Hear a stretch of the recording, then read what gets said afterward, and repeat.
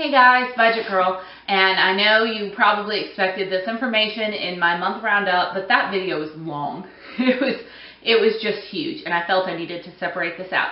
So, as you all know, I moved, and I'm now earning $2,200 a month instead of just under $1,500.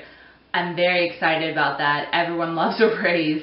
But because with my raise became a cross-country move and an entirely new set of expenses, I figured I would give you the breakdown of exactly where that $727 a month is going.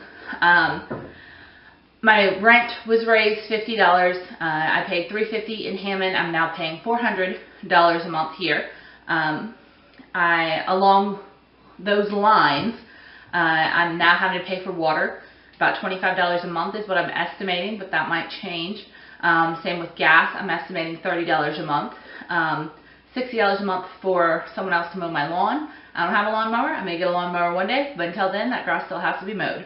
And $20 in increased electrical. Once again, all of those things are ballpark estimates based on the bills I got this month, and who knows how those are going to change in the heat of winter, in the heat of summer, or the cold of winter.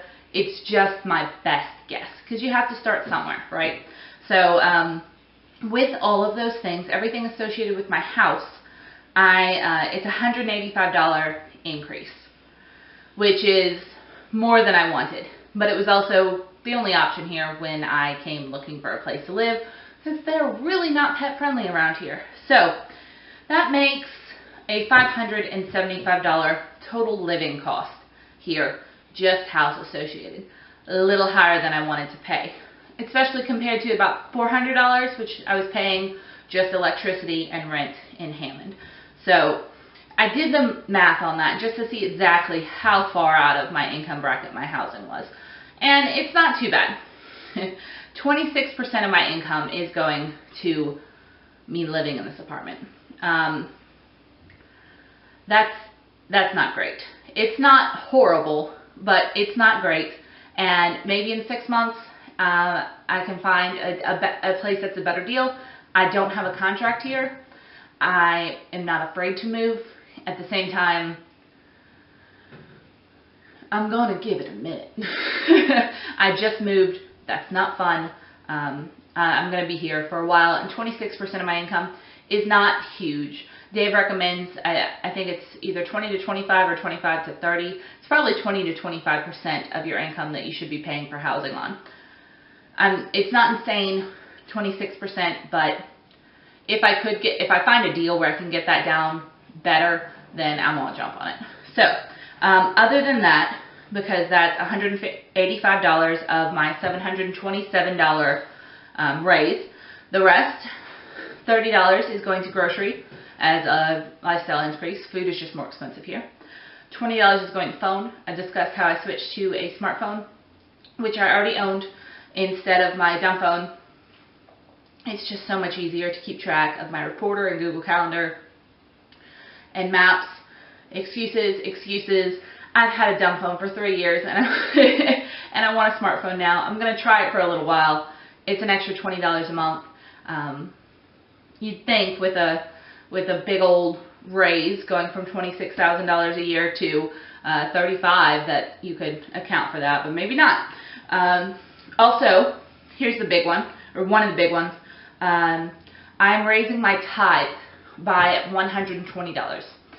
When I lived in Hammond, I was making $1,400 a month, and I was only paying a $100 tithe to my church. I prayed about it. God and I talked about it. $100 was what I could do at the time. Yes, I was stiffing God about $50. And I felt at peace with it. However, now I'm here. I have more money. I feel like I need to increase my tithe to a full 10%. So, since I'm making $2,200 a month, my tithe is going to be $220. So that's $120 out of my raise that's going to go to God.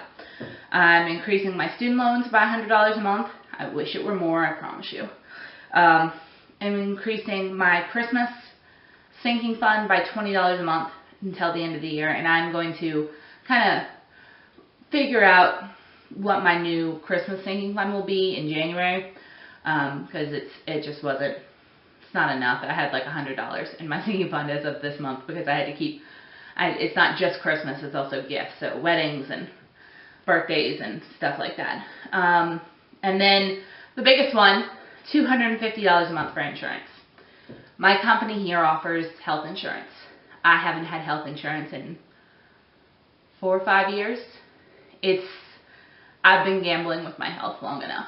I need to go to the doctor occasionally. I need to go get a checkup.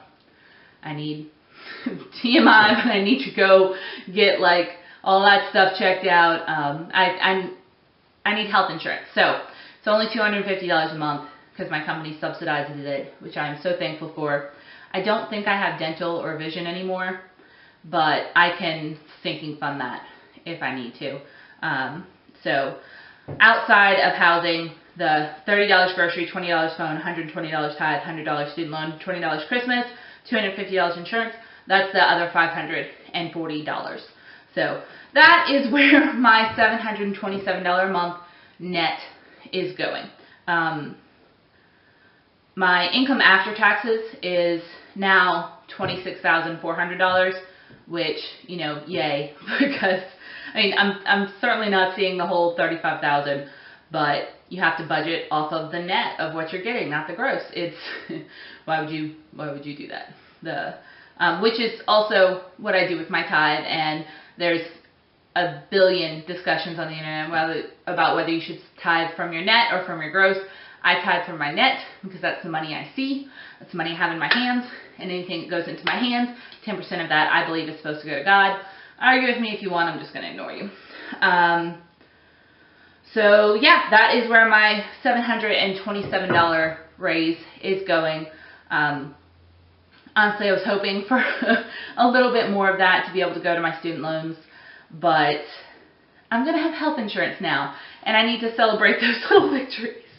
And maybe I can finagle some of this around in upcoming months and figure out where I can put a little bit more towards my student loans. But for now, it's going to be $500 a month plus anything I make on YouTube, plus anything I can save, sell, etc. So I'm going to figure it out.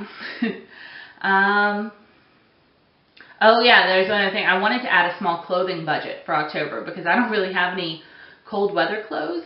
I usually, down in Louisiana, I may do just like putting on a coat and some leggings under my dresses, but there was not room for that after putting the money in for my raise, so maybe that'll change later if I can figure out how to cut some of these costs down. But for the minute, that's just going to have to do. So I got to tell you, I wish this raise would have gone a little farther, but I can't really complain about that, can I? Because I'm very lucky to have gotten a raise and a new job, and good things are happening. I will talk to you guys later. Tell me what you would do with the $727 a month raise. But remember that I had to move, and so my cost changed too. And it wasn't just, now if I had just been able to do that at home, all $727 would have gone to my loans, minus health insurance probably, because I needed that either way. But yeah, tell me what you guys would do with the raise, or if you got a raise recently, what you did with your raise. I think that's going to be fun. I'll talk to you soon. Bye.